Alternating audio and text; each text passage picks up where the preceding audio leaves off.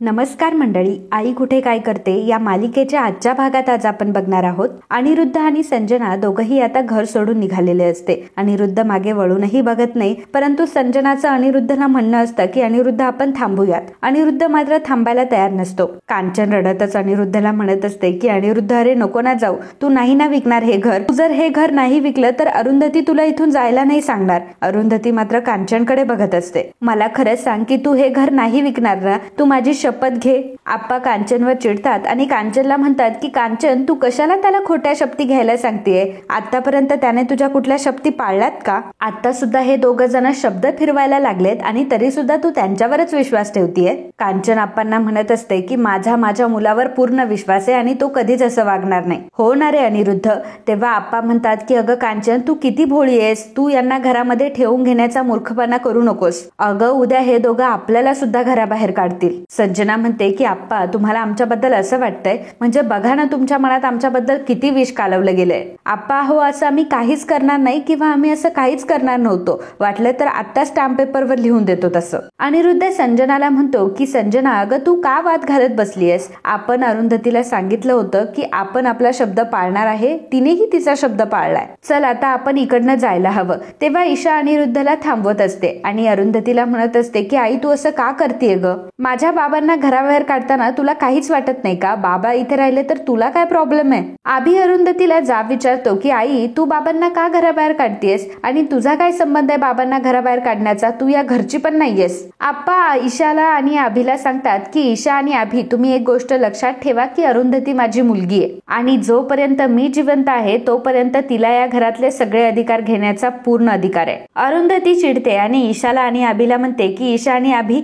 तुम्हाला दोघांना जर यांचा एवढाच पुळका असेल ना तर तुम्ही दोघं सुद्धा निघून जा. अनिरुद्ध ईशाला म्हणतो की ईशा आणि आभी, तुम्ही दोघंही एकमेकांची काळजी घ्या आणि जर काही लागलंच तर मला लगेच सांगा. मी लगेच इथे तुमच्यासाठी हजर असेल. कांचन आता अनिरुद्धकडे येते. अनिरुद्धला म्हणत असते की अरे अनिरुद्ध, तू नको ना जाऊस. तेव्हा अनिरुद्ध कांचनला म्हणतो की आई, मला जाऊ देत आणि तू सुद्धा तुझी औषधं वेळेवर घेत जा आणि जर तुला काही लागलं तर तू मला सांग, मी पाठवून देत जाईल. आणि उगाच स्वतः मार्केटमध्ये जात जाऊ नकोस. तुझे गुडघे खूप दुखतात ना? मी आभीला सांगतो एखाद्या चांगल्या डॉक्टरशी अपॉइंटमेंट घ्यायला, तू काळजी करू नकोस. असं म्हणून कांचनच्या डोळ्यातलं पाणी पुसत असतो. कांचन अनिरुद्धला म्हणते की अरे तू माझी किती काळजी करतोय. तू सुद्धा स्वतःची काळजी घे. खाण्यापिण्याची अजिबात आबळ करू नकोस. कांचन आता अरुंधतीलाच विचारते की अगं, माझ्या सोन्यासारख्या मुलाला तुला बाहेर काढायला काहीच वाटत नाही का? मला मान्य आहे की ह्या दोघांची चूक झाली, परंतु तू त्यांना माफ कर ना. अनिरुद्ध कांचनला जवळ घेतो आणि म्हणतो की आई, तू काहीच बोलू नकोस आणि स्वतःला त्रासही करून घेऊ नकोस. येतो मी. आणि नंतर म्हणतो की जातो मी, असंच म्हणावं लागेल मला. अनिरुद्ध आता त्याचा बॅग उचलतो आणि संजना सोबत आता तो निघालेला असतो. संजना आणि अनिरुद्ध दोघंही घर सोडून जात असतात. बाकीचे सर्वजण व्हरांड्यात उभं राहून त्यांना बघत असतात. अनिरुद्ध आणि संजना अजून गेट पर्यंतही पोहोचलेले नसतात. तेव्हा अनिरुद्धला चक्कर यायला लागते. संजना बघते तेव्हा त्याला विचारते की काय झाले अनिरुद्ध, तुला काय होतंय तुला अनिरुद्ध? असं म्हणताच अनिरुद्ध जमिनीवर कोसळतो. हे बघून सगळ्यांना खूप मोठा धक्का बसलेला असतो. आभी, यश आणि ईशा पटकन आता अनिरुद्धकडे धावत येतात.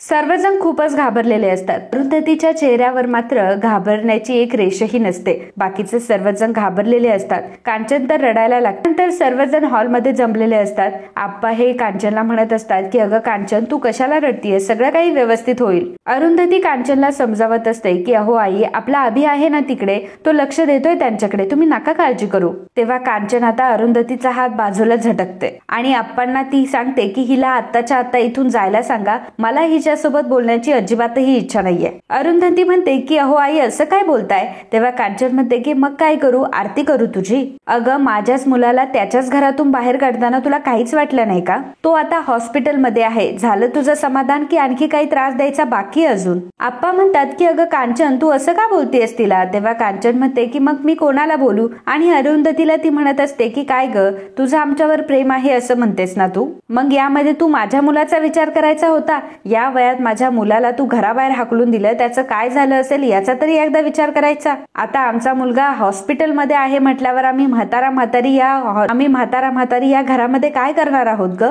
मुलांशिवाय काय अर्थ या घराला? आणि मला सांग की तुला कोणी सांगितलं इतकं टोकाचं वागायला? आप्पा कांचनला समजावत असतात की अगं कांचन, अरुंधती हे सगळं आपल्यासाठी करत होती, आपल्या समृद्धी वाचवण्यासाठी ती धडपड करत होती ना. कांचन आप्पांना म्हणत असते की अहो आता तुम्ही सुद्धा बस करा आणि तुमचाही हट्ट सोडून द्या, नका तुमचा जीव गुंतवू या घरामध्ये. अनिरुद्धला हे घर विकायचंय तर विकू देत ना, आणि शेवटी मुलाचं सुख हेच आपलं सुख आहे ना. त्याने सुद्धा या घरासाठी काही कमी केलं नाहीये. आप्पा म्हणतात की अगं कांचन, आपल्याला हे घर पुन्हा मिळणार आहे का? असं घर पुन्हा मिळेल का? तेव्हा कांचन म्हणते की जर आणि आपल्या अनिरुद्धला काही झालं तर आपला मुलगा आपल्याला परत मिळणार आहे का? तुम्हाला हाडामासाचा तुमचा मुलगा हवाय की निर्जीव भिंती? अनिरुद्ध हॉस्पिटलमध्ये आहे म्हटल्यावर माझ्या जीवात जीव नाहीये, कसा असेल तो कोणास ठाऊक. तेव्हा अनघा म्हणत असते की आभी आहे ना त्यांच्यासोबत, तुम्ही नका काळजी करू, हे बघा बाबांना काहीही होणार नाहीये. तितक्यातच तिथे यश येतो. आप्पा विचारतात की काय झालं रे यश, काय झालंय अनिरुद्धला? तेव्हा यश सांगतो की बाबांना माइल्ड हार्ट अटॅक आलाय.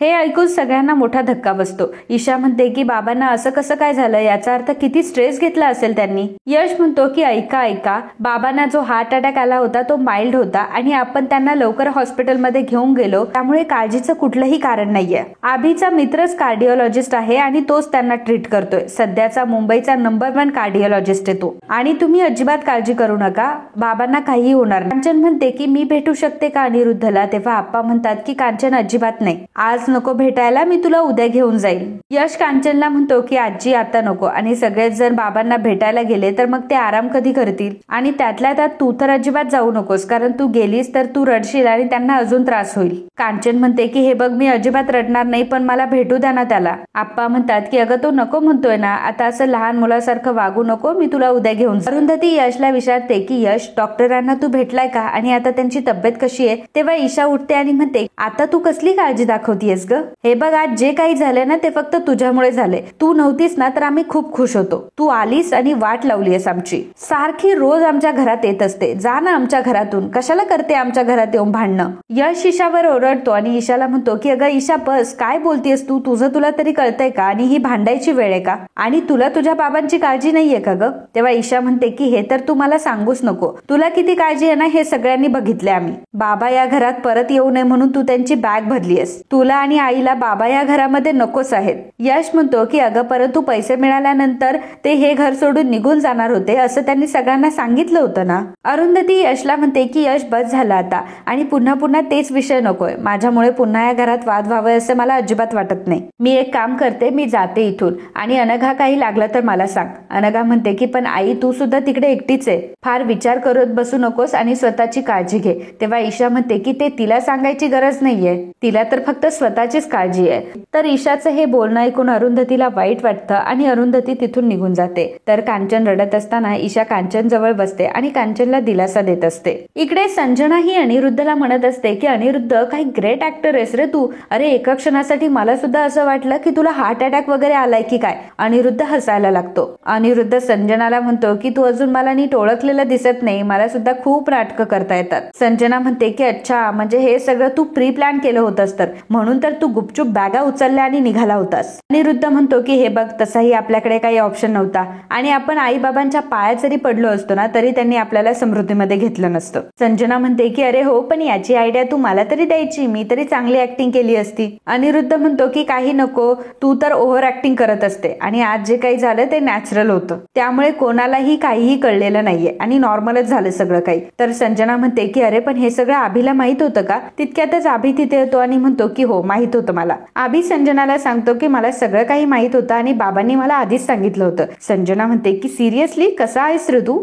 म्हणजे अरे आम्ही घरातून बाहेर पडताना तू सुद्धा कसलं नाटक केलंयस? अनिरुद्ध म्हणतो की नशीब आभी डॉक्टर आहे, नाहीतर आपल्याला हाच हे नाटक करताच आलं नसतं. आभी म्हणतो की संजना, हे माझ्या मित्राचंच हॉस्पिटल आहे आणि मी त्याला सांगितलं की माझ्या बाबांच्या छातीत दुखते, तू त्यांना ऍडमिट कर. त्याने बाबांचे काही टेस्टही केल्या होत्या, अर्थातच त्याचे रिपोर्ट नॉर्मल येणार आहे, परंतु आपण घरी तसं सांगायचं नाही. सगळ्यांना हेच वाटलं पाहिजे की मला हार्ट अटॅक आला होता. तेव्हा अनिरुद्ध हा आभीला थँक्यू म्हणत असतो. आभी म्हणतो की बाबा अहो त्यात थँक्यू काय? अनिरुद्ध म्हणतो की मला खरं तर तुला या सगळ्यामध्ये ओढायचं नव्हतं. आभी तू खरंच खूप चांगला डॉक्टर आहे, परंतु सिच्युएशन अशी होती की मला तुझी मदत घ्यावी लागली. लागली. आभी म्हणतो की अहो बाबा त्यात काय एवढं, आणि जर काही चांगलं होणार असेल तर त्यात खोटं बोलायला काहीच हरकत नाही. हे बघा मला माहिती आहे की यामागचे तुमचे इंटेन्शन चांगलेच आहे आणि तुम्ही आणि संजना चांगलेच निर्णय घेता. आपल्या घराच्या जागी जर मोठा टॉवर उभा राहिला तर त्यामध्ये सगळ्यांचाच फायदा आहे. बाबा अहो मी तुम्हाला लहानपणापासून ओळखतो आणि आपल्या घरासाठी तुम्ही काय काय करता हे आम्ही बघत आलोय,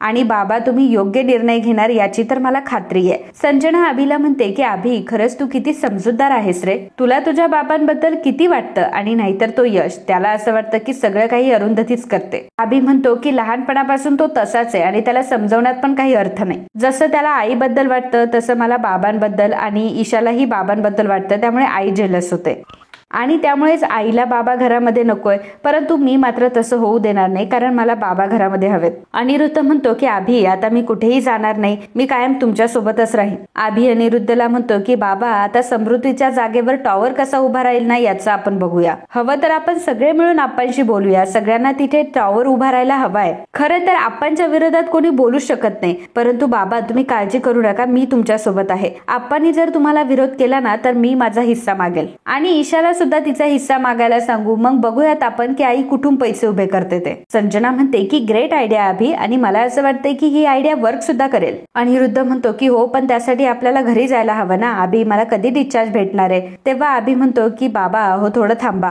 आज तर तुम्ही ऍडमिट झालाय, अजून 1-2 दिवस तरी तुम्हाला राहावं लागेल. अनिरुद्ध म्हणतो की हे बाबा 2 दिवस तर नको रे. तेव्हा अभि म्हणतो की थांबा मी बघतो काहीतरी. अभि तिथून गेलेला असतो तेव्हा संजना अनिरुद्धला म्हणते की अनिरुद्ध आता आपण हे घर सोडून कुठेही जायचं नाही. आता मला त्या अरुंधतीला माझ्या आयुष्यातून आणि माझ्या घरातून कायमचं बाहेर काढायचंय. पंख फुटलेत ना फार तिला. महाराष्ट्राची सुगरण जोडीची विनर झालीये ना ती, मिहीरची पार्टनर झालीये ना, खूपच वर पोहोचलीये ती. आता बघ तिला मी कसं खाली धपकन पाडते. Just wait and watch. तर इकडे अरुंधती ही डोक्याला हात लावून बसलेली असले. आभी हा अरुंधतीला समजावत असतो की आई तू का स्वतःला त्रास करून घेतेस, हे बघ यामध्ये तुझी काहीही चूक नाहीये अगं. अरुंधती यशला म्हणते की असं कसं म्हणतोस यश तू, मी ते घर सोडून जायला त्यांना भाग पाडलं ना. आताच्या आता या घरावरचा हक्क सोडा असं मी त्यांना म्हटले आणि याचंच त्यांना टेन्शन आलं असणार. यश म्हणतो की आई असं काही नाहीये. संजनाने बाबांना पेपर्सवर सही करून नाही दिली, नाही तर तू खरंच खूप चांगलं काम केलं होतं. अरुंधती म्हणते की मला दुसरं काही माहित नाही यश, परंतु मी आता हे करायला नव्हतं पाहिजे एवढंच मला कळतंय. तरी आई मला म्हणत होत्या की नको घराबाहेर काढू, तरीही मी त्यांचं ऐकलं नाही. यश म्हणतो की आई समजा जर तू ही कॉम्पिटिशन जिंकली नसती तर, आणि त्यांना जर त्यांचे पैसे वेळेवर भेटले नसते तर त्यांनी समृद्धीचा टॉवरच उभा केला असता ना. अरुंधती म्हणते की अरे तर ह्या पनबिनच्या गोष्टी झाल्या रे. यश म्हणतो की अगं आई असं नाहीये, समृद्धी बंगला त्यांनी बिल्डरच्या घशात घातला असता. त्यांनी तुझा माझा कोणाचाच विचार केला नसता. आणि तुला माहितीये ना मागच्या वेळी या सगळ्याचा किती त्रास झाला होता आजीला. मागच्या वेळी संजना आणि बाबा कसे वागले होते तुला माहितीये ना, ते आपल्याशी कसं वागतात तुला माहितीये ना. नशीब त्यांनी एवढे प्रयत्न करून तूच जिंकलीस, नाहीतर त्यांनी तर आपल्याला घराबाहेरच काढलं असतं. तेव्हा अरुंधती म्हणते की यश मला सगळ्या गोष्टी समजताय, परंतु ते जर जसे वागले तसे मी वागले तर त्यात काय अर्थ आहे. आणि हे सगळं मी आई आप्पांसाठी केलं होतं, परंतु यातून काय झालं, आई आप्पांना आनंद राहिला बाजूला, परंतु दुःखच झालं. आई तर माझ्याशी बोलतही नाहीये. यश म्हणतो की आप्पा ओके आहेत पण त्यांना याचं काहीच वाटलं नाहीये. आणि आजीचं सोड ग, तुला माहितीये ना की आजीचं बाबांवर किती प्रेम आहे ते, परंतु बाबांना नाही. आणि तुला माहितीये का बाबांनी तुझ्याकडे 1 महिन्याची अट मुद्दाम घातली होती, कारण त्यांना माहित होतं की तू 1 महिन्यात एवढे पैसे सगळे ऍडजस्ट करू शकत नाही. पण तू करून दाखवलं आणि ते हारले सुद्धा. आणि आई तुला अजून एक गोष्ट सांगू का, हे सगळं खरं नाहीये. अरुंधती विचारते की काय खरं नाहीये. यश म्हणतो की हार्ट अटॅक. मला नाही वाटत की बाबांना हार्ट अटॅक आला होता आणि ते फक्त नाटक करताय. अरुंधती म्हणते की यश अरे काय बोलतोयस तू, हार्ट अटॅक त्यांना आला होता, आपल्या समोर ते कोसळले आणि ते नाटक कसे काय करतील, अशा बाबतीत कोणी नाटक करतं का. यश म्हणतो की नाही असं कोणी करत नसेल, परंतु बाबांचं मात्र काही सांगता येत नाही. अरुंधती म्हणते की यश तुझे वडील आहेत ते, त्यामुळे त्यांच्यावर आरोप करण्याआधी 10 वेळा विचार कर. अरे त्यांना बीपीचा त्रास आहे, ताण आल्यावर त्यांना असं होऊ शकतं. यश म्हणतो की सॉरी आई, खरं तर माझ्या मनात जे काही आलं ते मी बोललो. मला फक्त एवढंच म्हणायचं आहे की त्यांना तू त्यांचे पैसे दिले होते, मग त्यांना स्ट्रेस घ्यायची काय गरज होती. अरुंधती म्हणते की बस झालं यश तुझं, मला नाही वाटत की अनिरुद्ध या थराला जाऊन काही करतील. अरे देवाची कृपा समज की त्यांना नशीब काही झालं नाही, नाहीतर मी आयुष्यभर स्वतःला माफ करू शकले नसते. यश म्हणतो की म्हणजे घरात जो काही फायनल ड्रामा झाला त्याचा फायनल रिझल्ट रिझल्ट काय? ते दोघंही समृद्धीमध्ये राहणार आणि अल्टिमेटली त्यांना हवंय तेच करणार. अरुंधती म्हणते की मला नाही वाटत की आई त्यांना तिथून जाऊन देतील आणि मलाही असं वाटतंय की पूर्ण बरे होईपर्यंत त्याने तिथंच राहावं. इकडे संजना आणि अनिरुद्ध मात्र एकमेकांना टाळ्या देऊन हसत असतात. संजना अनिरुद्धला म्हणत असते की वा अनिरुद्ध यार, मानलं मी तुला. तर मित्रांनो, आजचा हा भाग इथे संपतो. पुढील भागात आपल्याला बघायला मिळणार आहे कांचन अनिरुद्धला भेटायला आलेली असते आणि अनिरुद्धला ती म्हणत असते की अनिरुद्ध बाळा, असं कसं काय झालं रे? अनिरुद्ध रडण्याचे नाटक करत असतो. आप्पा म्हणतात की काय रे अनिरुद्ध, आभी म्हटलं की तुला हार्ट अटॅक आला होता. मग इथे तर हार्ट अटॅक साठी कुठलेच मॉनिटर नाही ठेवलेत. लगेचच आभी तिथे येतो आणि म्हणतो की आप्पा, अहो बाबा एकदम बरे झाले आहेत आणि आता त्यांना कसलंच टेन्शन नाहीये. अनिरुद्ध आणि संजना दोघंही आता घरी आलेले असतात. दारामध्ये उभे असताना संजना अरुंधतीला म्हणत असते की अरुंधती, ज्या हाताने तू आम्हाला घराबाहेर काढलं होतं त्याच हाताने तू आम्हाला ओवाळ आणि आम्हाला घरामध्ये घे. तेव्हा अरुंधती आता संजना आणि अनिरुद्ध समोर उभी असते. मित्रांनो, तुम्हाला काय वाटतं की अरुंधती खरंच त्यांचं ओवाळून घरामध्ये स्वागत करेल का? हे बघणं रंजक ठरणार आहे. याबद्दलचं तुमचं मत आम्हाला नक्कीच कळवा. And if you like my video, please do subscribe, share and comment. Thank you.